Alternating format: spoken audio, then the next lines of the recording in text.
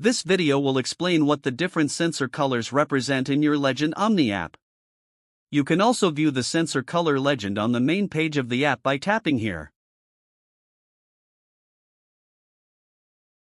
Green sensors represent a sensor that is detecting product flowing through it. Red sensors represent a sensor that is not detecting enough flow, it may be partially or fully blocked.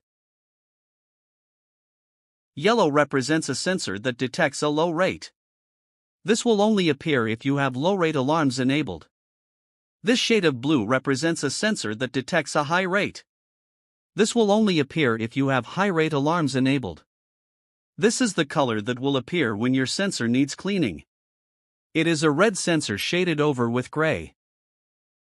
This orange color represents a communication error and will appear when a cable is unplugged or damaged. Gray represents a sensor that has failed and needs to be replaced.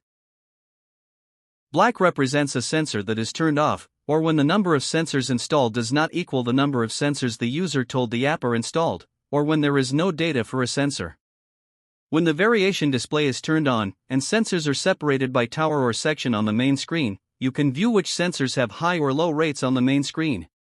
This color represents a 20% higher rate than the average.